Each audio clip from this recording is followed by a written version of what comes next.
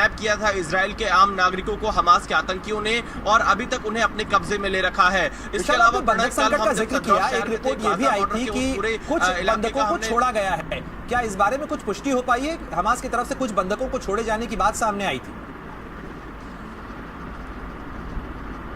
देखिए प्रणय, अभी तक इस बात की कोई पुष्टि नहीं हो पाई है कि हमास की तरफ से कुछ बंधकों को छोड़ा गया है। हालांकि प्रयास यहां पर जारी हैं लोगों की तरफ से कि जो बंधक बनाए गए हैं उनको छोड़ा जाए, लेकिन अभी भी हमास के कब्जे में 100 से ज्यादा इजरायली नागरिक हैं। इस बात की सूचना लगातार मिल रही है। और कल जब मैं गाजा बॉर्डर पर था, जो उससे सटा हुआ कफ्र आजा गांव और रीम जहां पर यह पार्टी चल रही थी, उन इलाकों में अभी भी आतंकवादी मौजूद हैं। और कल जब हम उस इलाके में थे, हमें भी तुरंत हटा दिया गया, क्योंकि वहां पर आतंकवादियों को इजराइल की जो मिलिट्री थी उन्होंने घेरा और 2 से 3 आतंकवादियों को मार गिराया था। अभी भी इजराइल की धरती पर आतंकवादियों के मौजूद होने की लगातार सूचना मिल रही है। और इसके अलावा कल एक सूचना यह भी आई थी कि एशक्लॉन शहर में एक आतंकवादी और घुसा है, जिसके बाद से लोग अपने घरों से नहीं निकल रहे हैं। तो ये अभी जो सिचुएशन है, खासतौर पर दक्षिणी हिस्से के इजराइल की, वहां पर हमास के आतंकी अभी भी छिपे हुए हो सकते हैं, जिनको लगातार जो यहाँ की मिलिट्री है, डिफेंस फोर्सेस है, ढूंढ रही है और उन्हें मार गिरा रही है। और कुछ गांवों में ये भी समझाइएगा कि जहां एक तरफ दक्षिणी मोर्चे के ऊपर इस समय टकराव चल रहा है, गाजा पट्टी में ऑपरेशन चल रहा है, तो वहीं दूसरी तरफ लेबनान और सीरिया से लगती हुई बॉर्डर के ऊपर भी एक नया मोर्चा खोलने की चुनौती इजराइल के लिए खड़ी हुई है। क्या इजराइल ये दोहरे और तिहरे मोर्चे की जो चुनौती है, उसके लिए क्या कुछ करने जा रहा है? क्या कुछ ऑपरेशन है वहां पर?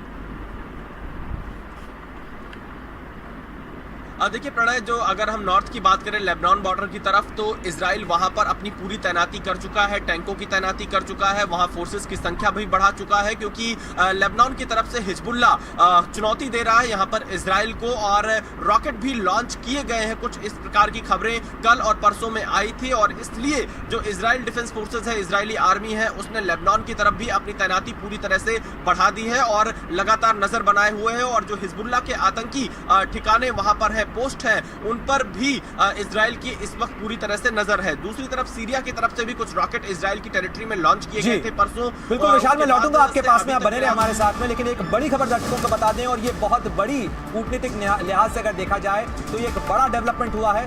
इजराइल और हमास के बीच चल रही जंग के मद्देनजर ईरान के राष्ट्रपति इब्राहिम रईसी और सऊदी अरब के क्राउन प्रिंस मोहम्मद बिन सलमान के बीच फोन पर बातचीत हुई है। ये बातचीत उस वक्त हुई जब हमास के हमलों के जवाब में इजराइल गाजा पट्टी पर हवाई हमले कर रहा है, और चीन की मध्यस्थता की वजह से ईरान और सऊदी अरब के बीच संबंधों का एक दौर शुरू हुआ है। खासतौर पर ये बातचीत को ले हुई है दोनों के बीच में, और ये बड़ा संबंध है, ये बड़ा ताल्लुक कहा जा सकता है, क्योंकि सऊदी अरब और ईरान के रिश्ते क्या हैं ये सबको ही जानता है। लेकिन गाजा पट्टी के संकट के बीच सऊदी अरब और ईरान के बीच में बातचीत हुई है, शीर्ष स्तर की ये बातचीत है, क्योंकि सऊदी अरब के क्राउन प्रिंस मोहम्मद बिन सलमान और ईरान के राष्ट्रपति इब्राहिम रईसी के बीच फोन पर बातचीत हुई है, और साथ ही एक साझा रणनीति को लेकर भी चर्चा हुई है कि आखिर किस तरीके से इस संकट का समाधान निकाला जा सके। और ये लाइव तस्वीरें भी आपको बता दें, जैसे जैसे सुबह का सूरज चढ़ता जा रहा है, गाजा पट्टी से उठते हुए धुएं का गुबार भी और साफ होता चला जा रहा है।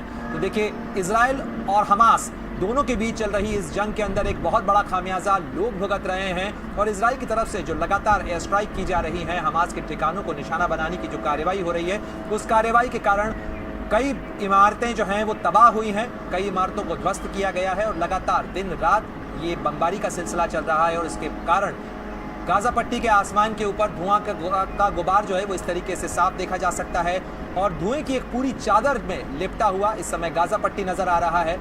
और गाजा पट्टी की ये तस्वीरें, साथ ही हमास के और इजराइल के बीच जंग की तस्वीरें, क्योंकि आज 6ठा दिन है इस लड़ाई का, और 7 अक्टूबर की सुबह करीब 6:30 से 7 का वो वक्त था जब हमास के हमलावरों ने, हमलास के लड़ाकों ने इजराइल के अंदर दाखिल होकर कत्ल गारत मचाया था। और उसके बाद इजराइल का गुस्सा कहर बन के टूट रहा है गाजा पट्टी के कई इलाकों के ऊपर, और लगातार तबाही हो रही।